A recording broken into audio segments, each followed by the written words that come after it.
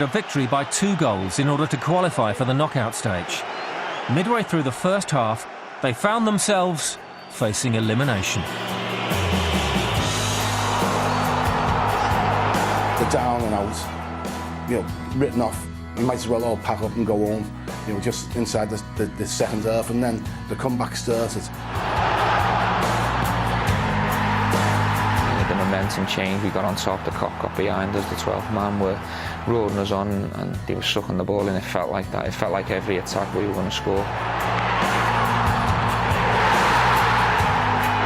We scored 2 goals and we needed to score the 3rd goal, and it was the ball from Cara to Mellor and then went to him. As the clock's ticking down, he produces that moment. You need the ball at his feet and you need him to score, otherwise it's over. He gets it at his feet and he scores. There's an old saying, never give up till the whistle goes, and this game was a perfect example of it. A ball fell to me very late on and I caught it really sweet, and that was the important goal. Liverpool carried that momentum through the knockout rounds. Bayer Leverkusen, Juventus and Chelsea were all beaten as they reached the showpiece in Istanbul. Their first European Cup final since 1985. The first half in Istanbul was probably about as bleak a time as you could have. It was, you psych yourself up for it, and it must have been worse for the players. It was bad enough for the fans, for us. Kicks off, and before you even know it, you're 1 down. I remember we were 3-0 down and lucky to be only 3. I was watching it in a pub and there was 1 or 2 people jumping up, and then AC Milan were scoring, and I thought, I need to get out of here. Emotional, on the floor. Probably the worst I've ever felt in a football kit.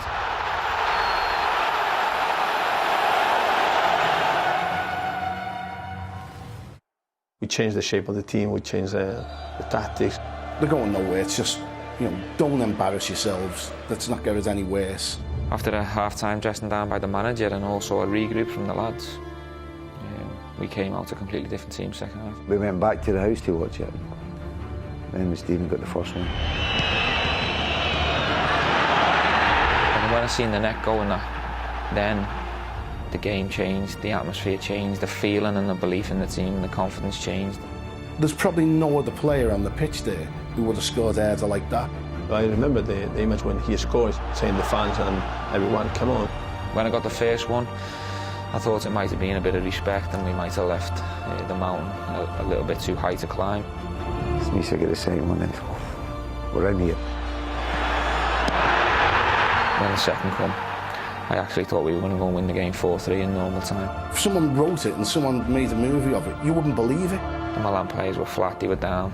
We had them for, I think it was 8-10 minutes, we had them on the back foot. Gerrard burst into the area and was fouled by Gennaro Gattuso.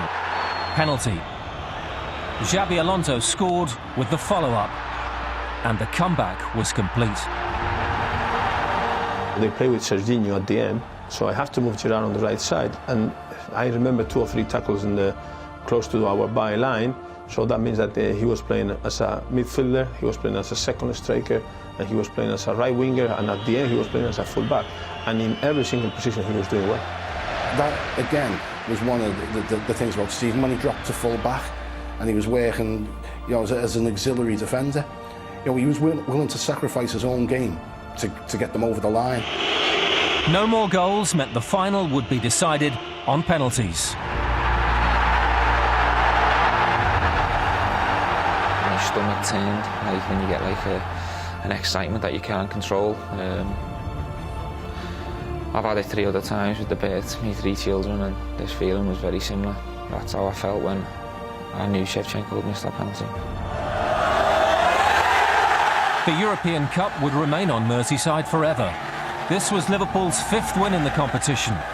History had been made. I was flat on my feet, but I was just enjoying and milking every single moment I could. But now when I look back and see the pictures, and I know it's real, and I can take that memory to the grave with me.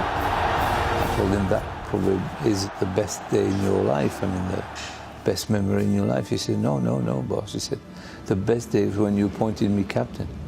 So that means how important it had an impact on his, in his mind and his development.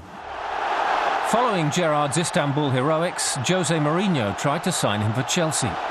And Gerrard had a big decision to make. I was getting bad vibes and bad feelings. It was uncomfortable.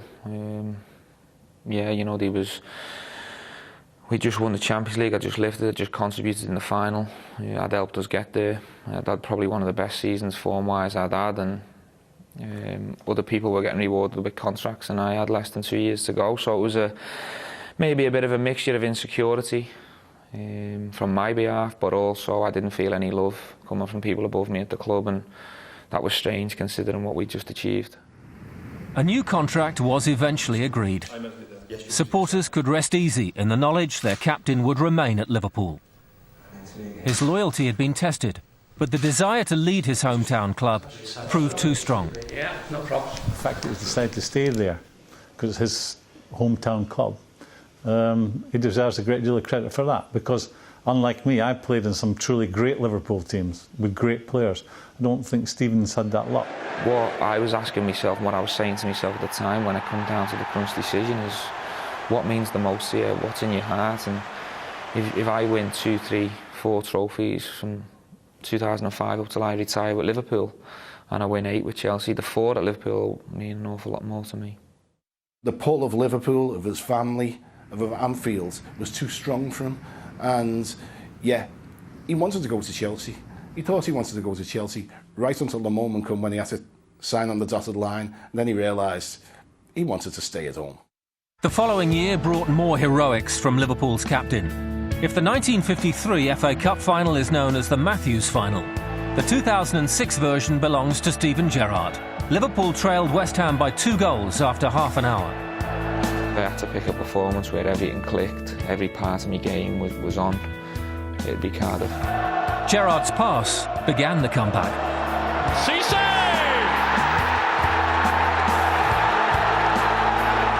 He's brilliant on the big stage. Always, if there's any player in the world that you turn to at the crucial moments, it's him. Here comes Gerrard! And they are back on level terms. But as the game went into injury time, Liverpool trailed once again. Plagued by cramp, Gerrard still had an unforgettable part to play. When that ball drops to him right at the end, if it drops to any other player in the world, West Ham win the cup. It dropped to Steven, boom, Liverpool are going to win the cup. Gerrard! Oh, goodness me! What a strike from Steven Gerrard! I was that exhausted and that tired, and I had nothing left to give except one last swing in my boot, and probably Olympiacos aside, the sweetest strike I've ever hit a ball. Liverpool triumphed in another penalty shootout and won the FA Cup for a 7th time. Their captain was now one of the most complete players in the game and had the medals to prove it. The ensuing years have brought highs and lows. Gerrard was voted the PFA Player of the Year in 2006 and awarded an MBE the following year. 2007 also saw him lead Liverpool to another Champions League final, though AC Milan exacted revenge with a 2-1 win. But that was soon forgotten. Gerrard scored his 100th club goal against PSV in the Champions League. A strong league campaign saw Liverpool finish as runners-up to Manchester United in 2009, and Gerrard was voted the Football Writers' Player of the Year. After returning from the 2010 World Cup, he was met by new Liverpool manager Roy Hodgson, but his stay was short-lived. His replacement was former manager and club icon Kenny Dalglish, and silverware followed as Liverpool won the League Cup against Cardiff City. To get the chance to play for Kenny, who was a good friend of mine as well, and someone who'd give me great advice throughout my career, to get the chance to play for him week in, week out was special. A hat-trick in the Merseyside derby was another high point. Gerrard found himself working under the man who, according to most supporters, is the only player who stands above Gerrard in the pantheon of Liverpool legends. to get a hat-trick for him against Everton was a big high in my career. I mean, I've had many, many highs, but that one's certainly right up there. And for myself personally as well, I've had unbelievable amounts of stick from Everton fans at traffic lights, in the city, in restaurants. Everywhere I go, I face Everton fans, and the majority of the time it's good banter. To score a hat-trick against them was very satisfying from my point of view. With England, Gerrard was reunited with Roy Hodgson, who named him captain of the national team. England were eliminated from Euro 2012 by Italy, and when Gerrard returned home, once again there was a new man in charge at Anfield. Irishman Brendan Rodgers had taken over from Dalglish as Liverpool entered a new era. In November that year against Sweden, Gerrard became only the 6th Englishman to make 100 international appearances. At the following game against Brazil, he was presented with a special centenary cap. 10 months later, he scored the second goal in a 2-0 win over Poland that clinched England's qualification for the World Cup in Brazil. His 100th Premier League goal followed just 3 days later. His testimonial would make 2013 a very special year for Steven Gerrard, a one-club man, a superpower for Liverpool and England, and widely regarded as a football great. I think he's achieved everything that everybody expected of him, because he's, as I say, an incredible footballer, and also, in this day and age, a really humble, good human being. And in football, where so many people want the trappings more than sometimes the football, I think he's kept his head down and done everything right. I was fortunate enough to have played in some of the great Liverpool teams that dominated Europe. We won everything. I can also say that Steven Gerrard would have got on any of those teams. He had, as I said, gifts plus work plus the talent, the attitude. That's the cocktail for success. You have a leader, you have your captain, but he's leading by example, so that is the main thing. That chain that runs from Shankly, Paisley, through Hillsborough, through Dalglish, and go through to Steven. And that's why he's such an important, iconic figure for the club, and he always will be. Everybody that's made a contribution to the Liverpool Football Club deserves huge recognition, but none more so than Steven.